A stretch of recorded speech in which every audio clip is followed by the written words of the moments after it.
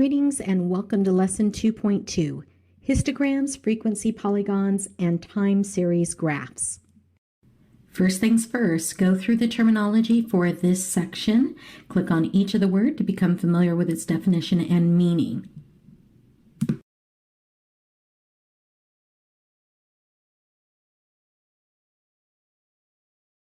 A histogram is a graphic version of a frequency distribution.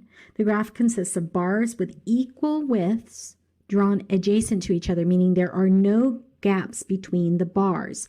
So it's very similar to a bar chart, but with no space in between the bars. So let's go through to construct a histogram. The following data are heights in inches to the nearest half inch of 100 male semi-professional soccer players. The heights are continuous data. We could have somebody that measures 62.5 inches, and therefore it's continuous. Now, I'm not expecting you to memorize all of this data, but let's remove the data for now, and let's figure out step one. We want to calculate the starting and ending values for the histogram itself. We're going to take the minimum value, which is a 60, and we're going to subtract either 0.5, 0.05, or 0.005. We'll know which value we do is our data has one decimal place, and therefore the value we will use have two decimal places. In other words, 0.05. So 60 minus 0.05 is 59.95. Our ending value is 74, which is our maximum, plus our 0.05. In other words, 74.05. The second step is to determine the number of classes. In other words, how many bars do you want to show up on your graph? This is a decision you make. You can have 2 bars, 4 bars, 10 bars. Let's choose 8 just for this example. The next step is to calculate the class interval. We're going to take our high value minus our low value and divide that by the number of bars that we want. So our high value is the 74.05. Our low value is the 59.95. We're going to divide that all by 8, and we get 1.76. Now here's the thing. Our class intervals, we don't want to be decimals. We want to be a whole number. So we're going to just round that up to 2. The next step is to calculate our boundaries for each of our bars. So we're going to take our beginning value and we're going to add, that will be our first boundary, our lowest boundary. Next, we're going to add our class interval.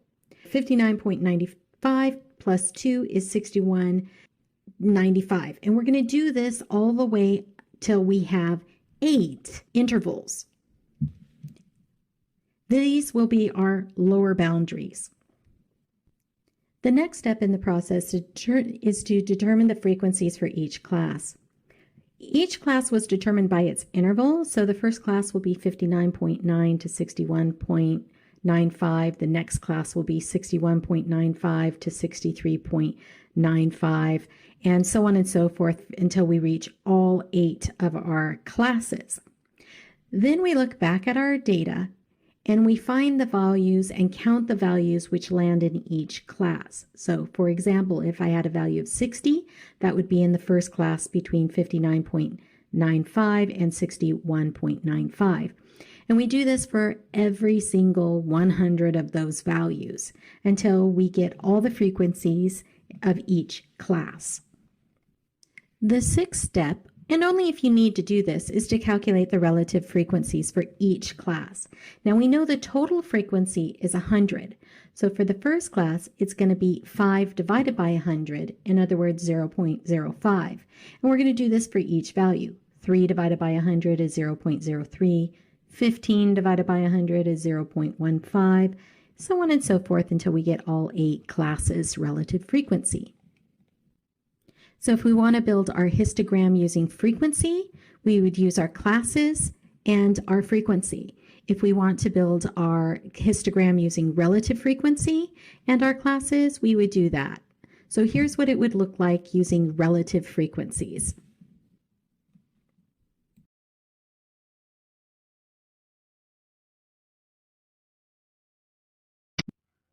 To create a histogram using the TI-84 Plus, what you're going to do is you're going to click on the y equals, which is right up here.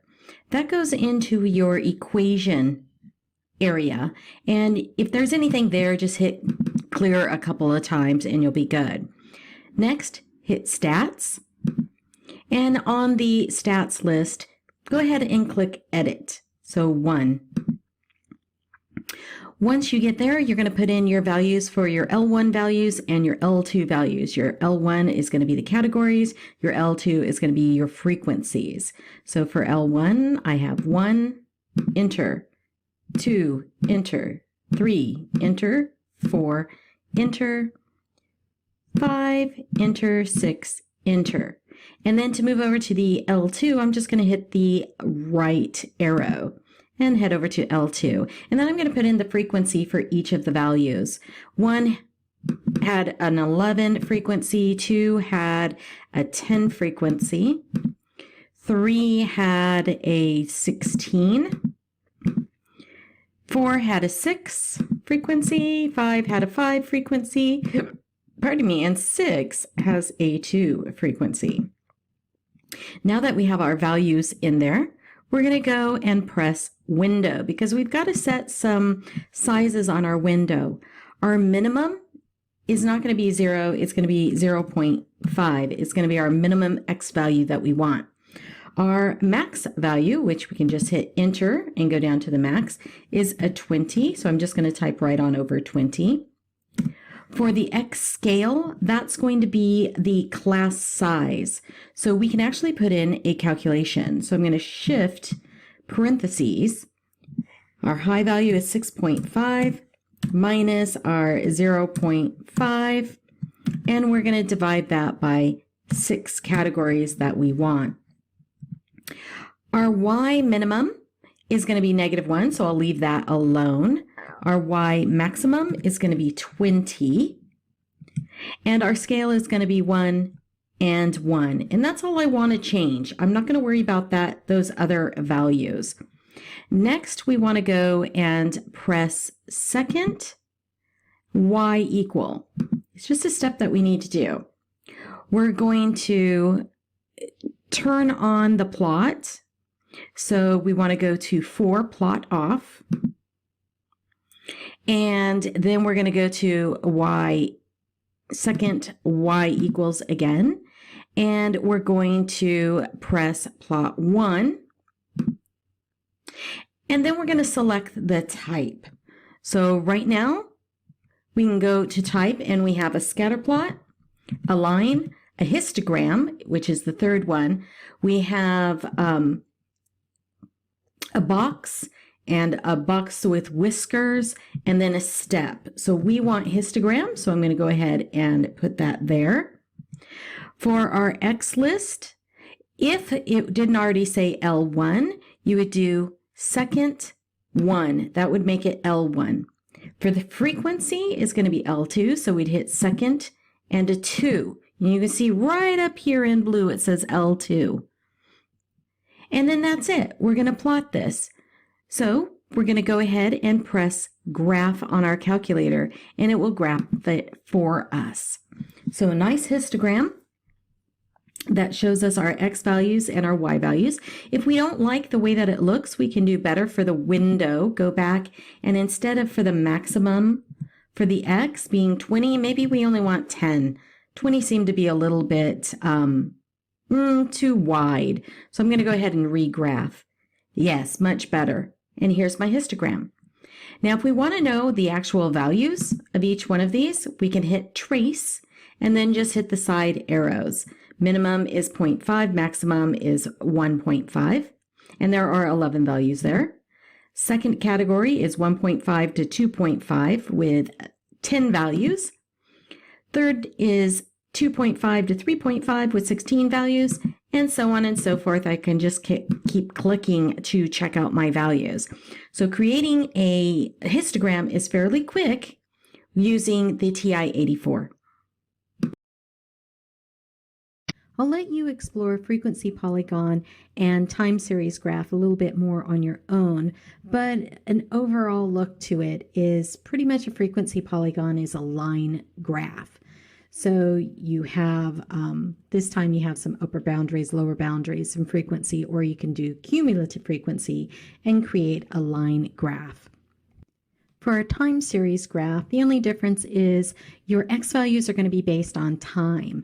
And therefore, again, it's a line graph, but it's definitely a trend over time.